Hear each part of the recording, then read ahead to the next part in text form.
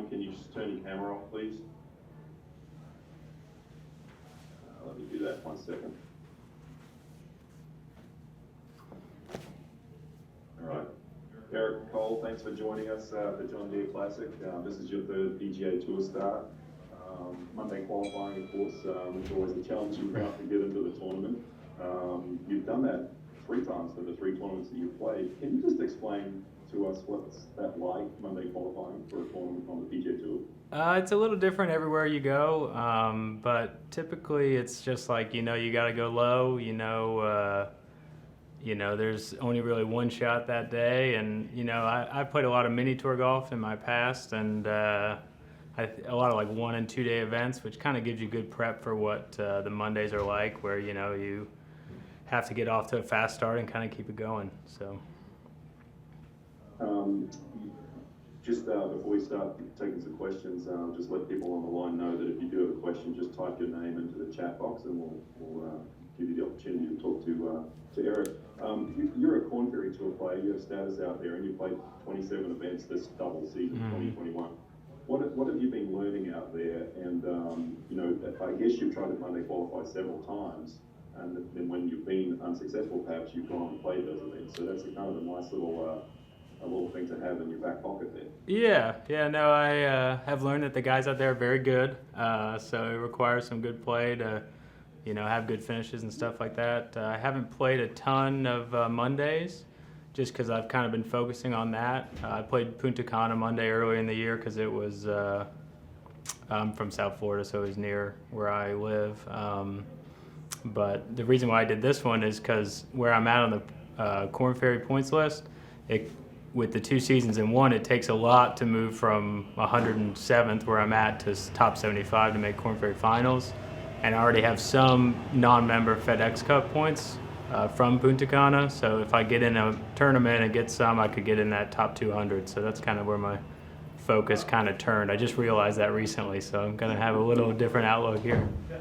I'm sure there'll be some more questions about that. You brought up Punta Cana, and I'm interested because you Monday qualified there, but you were in a 10-1 playoff. That's right. You were the one that successfully got through and went 6 extra holes, I think, on Tuesday because of darkness. Yeah. So when you look at that and you go to Punta Cana and you finish in the top 25 there, I mean, in your first PGA Tour event, that's a huge accomplishment, wouldn't you say? Yeah, thanks. No, it was a crazy ordeal, and it takes a decent amount of luck to get through a 10 for 1. It doesn't matter how good you are. So I was definitely lucky. And then once I got into the tournament, I kind of capitalized on it, and kind of tried to keep that mindset of like, this is kind of a bonus opportunity where I didn't know if I was going to be here or not, and I just tried to make the most of every opportunity I get. Excellent. All right, we'll take a question from Craig DeVries. He's writing for PGAtour.com. Go ahead, Craig. Turn your microphone on and camera and ask away.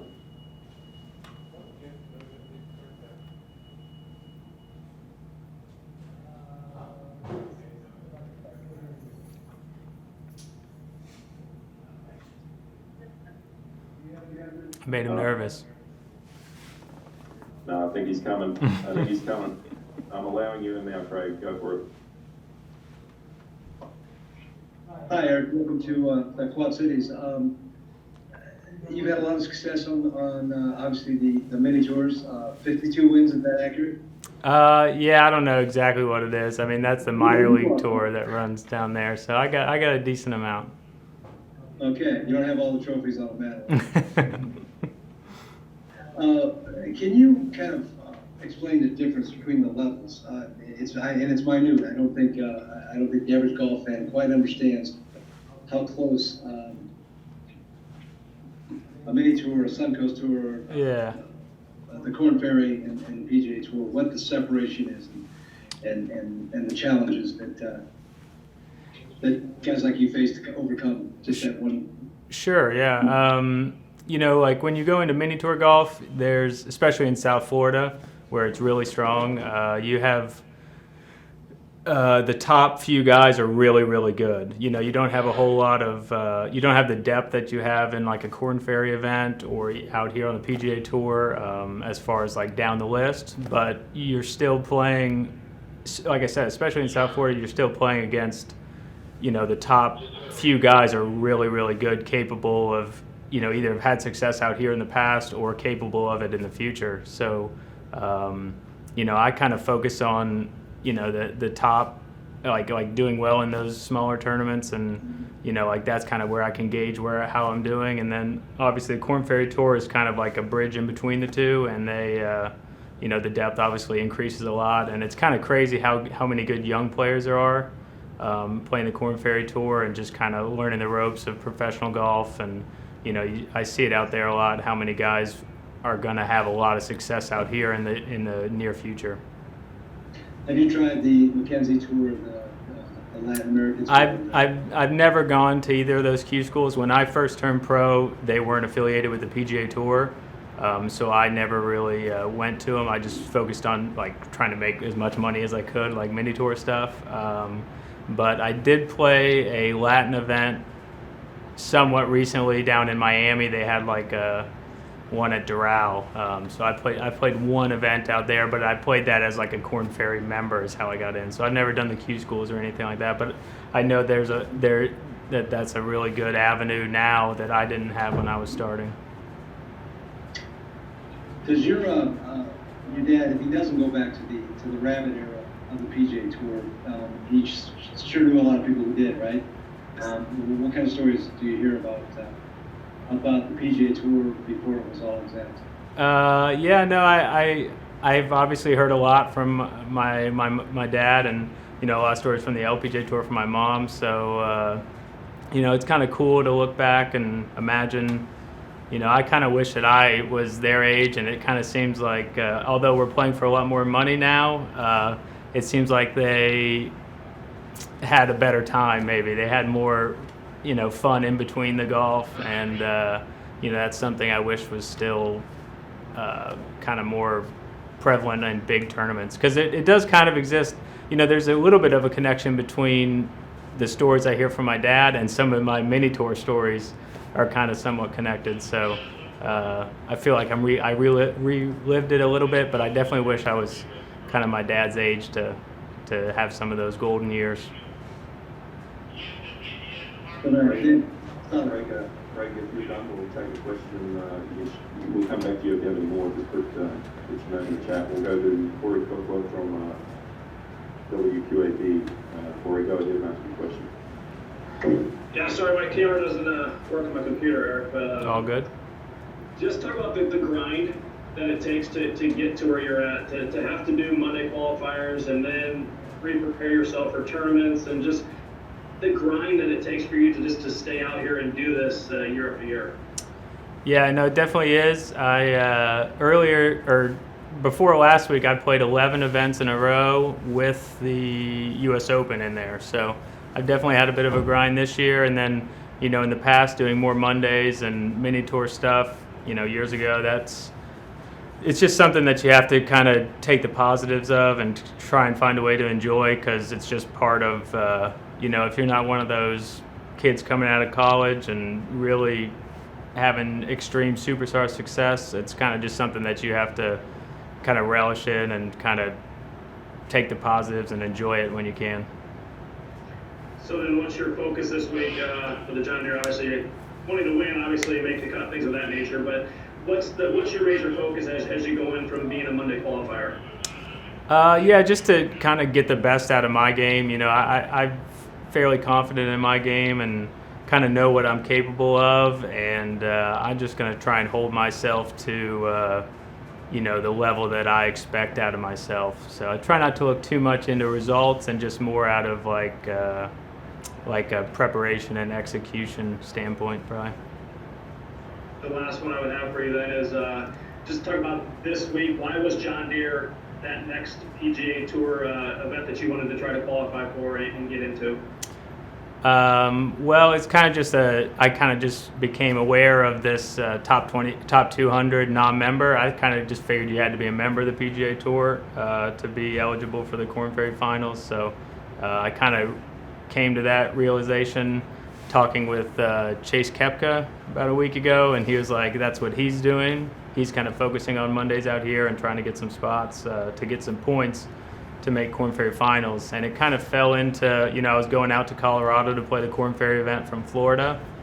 So it kind of was somewhat on the way, and kind of realized that, a Monday in and a good finish can really do a lot for me. Thanks, Eric. Appreciate it. Good luck. No problem. Thanks. Okay, we have a question from somebody at the dispatch. I'm not sure who that. Tom Johnson looks like. Go ahead, Tom. Hey, Eric. Congratulations again after qualifying yesterday. Talk about your lineage. With your mom and your dad's situation, did you feel like you were destined to be a pro golfer, and how has that played out over these 33 years? Yeah, I was always around golf when I was young. I don't know if I would say I was destined to be a pro golfer, but I was pretty athletic at a young age, and kind of saw that my size wasn't going to let me play some other sports that I kind of liked more than golf. So when I got to, maybe 8th grade or something like that, I realized I should be focusing on golf. And I definitely thought, being around a lot of professionals, not just my parents, but their friends and stuff when I was young, I thought it was going to be a little easier road to the PGA Tour, and it's definitely taken, and Korn Ferry Tour, it's definitely taken a lot longer than, and maybe a few bumps and turns on the road, but, I'm happy to be here, and I'm, trying to make the most of it. What were those other sports that were ranked ahead of golf? Well, I played middle school basketball, believe it or not. I was point guard, leading scorer on my middle school basketball team, because I could shoot and I was relatively fast. But, I kind of realized that, at 5'9", I'm not going to be anybody special on the basketball court. So golf is a little more fair to people my size. Got it. Thanks, man. Yeah, no worries. Thanks. All right, thanks, Tom. We'll jump back to Frank DeBreeze. Go ahead, Frank. Since we were talking about your parents, who's the better golfer? And secondly, who did you learn more from? Who's a better golfer between my parents, you're saying? Yeah. Ooh, I don't know. That's a good question. I'll answer the second part about it first. I learned probably more technical stuff from my dad, and more like the how to play golf, and like the mental side, the feels type of side from my mom.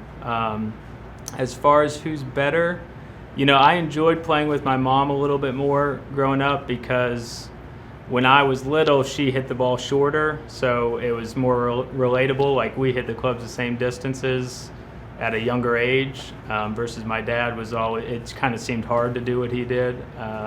So I'd say my I don't know who's better. I think you'd have to, I don't know, go to some kind of records or something to figure that out. How did how has the game changed in terms of the depth of young talent coming up through college, Yeah. and through the JGA, in the time you've been?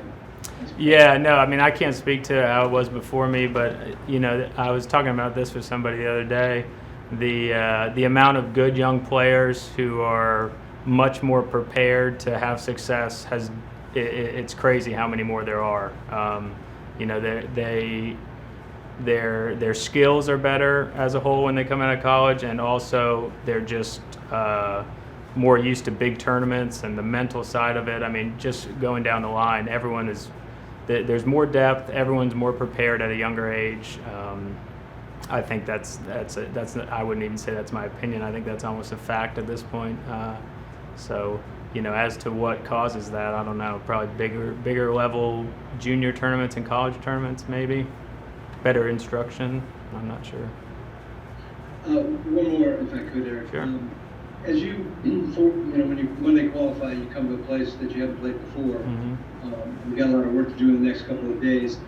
Does your Minitor experience help in acclimating making up maybe for that knowledge gap that you'll have against guys like Zach Johnson, who's played this 20 times? Yeah, maybe. I mean, the more golf you play, it just turns into, you know, the little things of seeing how the ball's bouncing, how far the ball's carrying, stuff like that. And then it kind of just turns into I'm trying to hit the ball a certain yardage at a certain target. And, you know, it kind of just gets into that mode for me. So there's definitely some advantage to the guys who have played here a lot, but, you know, I think I can make up some of that by just simplifying it and maybe, you know, it's funny when you don't play a course that often, you also don't really know where a lot of the bad stuff is, and you might not have some of the scar tissue that some of the guys have. So I'm going to look at it from that perspective. Thank you very much. Yeah, no worries. Thanks. Okay, thanks, Craig. We're going to jump back to Tom Johnston at the dispatch again. Go ahead, Tom. Hey, Eric, tied once again with your parents. You said you could relate playing against your mom more than your dad. At what age did you start beating both of them on the golf course? That's a good question. I'm not sure. I played a lot more golf with my mom, so I'm not sure exactly when the first time I beat my dad, but I bet I beat my mom like from the same tees, probably, I don't know, maybe when I was like, not regularly, but I probably beat her for the first time maybe when I was like 13-ish. I'm not sure. Something about that. Some time around there, 13, 14, I'd say. Gotcha. How about your dad? Dad, probably after that, but I don't know, probably the same. I mean, I'm saying from the same tee, so probably when I was 15, 16. Okay. Not exact, though. There wasn't like a monumental moment. I'm sure at the time it was, but not one that I remember to this day. So. Probably more monumental for them than it was you. Yeah, I don't know. I hope so. I hope they still remember it. Thanks, Ben. Yeah, thanks. Just, Eric, while we're on your mom and dad still, I've probably given you a lot of advice, I'm sure, like any parent gives a child. Mm-hmm. Is there anything specific that sticks out from either or each of them? Advice that when you first turned pro or when you first started playing out here, or that sticks with you? You know, there's a lot of stuff. Most of it has to do with just like the not on the golf course stuff, the off the golf course stuff of playing professional golf. You know, just the grind that it is, and the